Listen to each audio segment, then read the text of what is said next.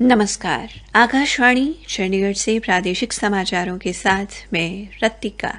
केंद्र सरकार ने सार्वजनिक व निजी भागीदारी के तहत फार्मा कंपनियों से मंकी पॉक्स से निपटने के लिए वैक्सीन एवं जांच किट तैयार करने हेतु प्रस्ताव आमंत्रित किए हैं।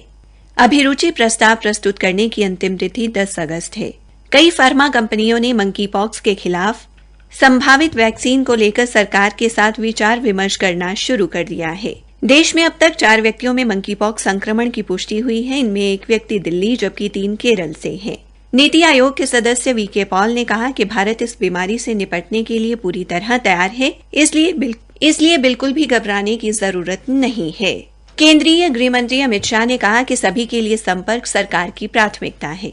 उन्होंने कल प्रधानमंत्री नरेंद्र मोदी के नेतृत्व में लिए गए केंद्रीय मंत्रिमंडल के फैसलों की सराहना की। कई ट्वीट कर श्री अमित शाह ने कहा कि मंत्रिमंडल ने दूरदराज एवं दुर्गम क्षेत्रों में उन 24,680 गांवों में 4G मोबाइल सेवा परियोजना पूर्ण करने की मंजूरी दी है, जहां अभी तक ये सुविधा नहीं है। उन्होंने कहा कि एक अन्य महत्वपूर्ण निर्णय में मंत्रिमंडल ने भारत संचार निगम लिमिटेड BSNL के पुनरुद्धार हेतु 1,84,000 रुपए के पैकेज को भी मंजूरी दी है। गृहमंत्री ने कहा कि इससे BSNL को अपनी सेवा बेहतर बनाने, 4G सेवा शुरू करने एवं वित्तीय स्थिति सुधारने में मदद मिलेगी। हरियाणा के मुख्य सचिव संजीव कौशल ने कृषि एवं किसान कल्याण विभाग के अधिकारियों को प्रदेश में जौ की अनुबंध खेती को बढ़ावा देने के लिए किसानों को अधिक से अधिक प्रेरित करने के निर्देश दिए हैं।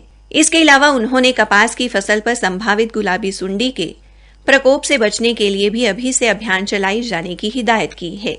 मुख्य सचिव कल राज्य खाद्य सुरक्षा मिशन कार्यकारी समिति की बैठक की अध्यक्षता कर रहे थे।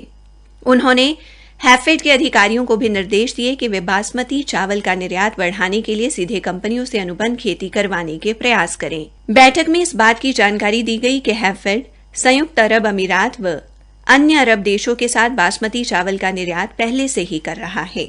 उन्होंने बताया कि संयुक्त राष्ट्र ने केंद्र सरकार के प्रयासों से वर्ष 2023 को अंतर्राष्ट्रीय पोषक अनाज वर्ष घोषित किया है और राज्य सरकार राष्ट्रीय खाद्य सुरक्षा मिशन के तहत बाजरे का पोषक अनाज के रूप में प्रचार करेगी।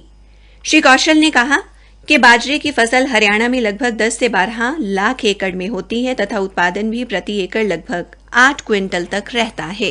हरियाणा के सामाजिक न्याय एवं अधिकारिता मंत्री ओम प्रकाश यादव ने कहा कि प्रदेश के सभी जिलों में वृद्धजनों की सुविधा के लिए वृद्धाश्रम के निर्माण की प्रक्रिया शुरू कर दी है। रेवाड़ी जिले में वृद्धाश्रम का निर्माण कार्य पूरा हो गया है और शीघ्र ही ये भवन जनता को समर्पित कर दिया जाएगा। इसके अलावा उन्होंने दिव्यांगजनों के राज्य पुरस्कारों के आवेदन की जल्द से जल्द अंतिम सूची तैयार करने के निर्देश दिए हैं। श्री यादव कल चंडीगढ़ में राज्य स्तरीय विभागीय योजनाओं की समीक्षा हेतु जिला समाज कल्याण अधिकारियों की बैठक की अध्यक्षता कर रहे थे। उन्होंने अधिकारियों को विभाग की योजनाओं का सही कार्यान्वयन करने के निर्देश दिए ताकि लोगों को उनका समय पर फायदा मिल सके। श्री यादव ने कहा कि अब विभाग द्वारा वृद्धावस्था सम्मान भत्ता योजना को नागरिक संसाधन सूचना विभाग एवं परिवार पहचान पत्र से जोड़ा गया है, इसलिए परिवार पहचान पत्र को अपडेट रखा जाए। श्री यादव ने कहा कि अब पात्र व्यक्ति की आयु 60 वर्ष होने पर स्वतः ही वृद्धावस्था पेंशन शुरू हो जाएगी। सोहना के विधायक संजय सिंह ने कहा कि केंद्र व प्रदेश ने बिजली के क्षेत्र में गत 8 वर्षों में अभूतपूर्व प्रगति की है। उन्होंने कहा कि रोजाना लोगों को निर्बाध रूप से बिजली की आपूर्ति की जा रही है। वे कल नल्हड़ चिकित्सा महाविद्यालय में दक्षिण हरियाणा बिजली वितरण निगम द्वारा आयोजित उज्ज्वल भारत उज्ज्वल भविष्य बिजली महोत्सव कार्यक्रम में बतौर मुख्य अतिथि संबोधित कर रहे थे। इसी के साथ प्रादेशिक समाचार समाप्त हुए।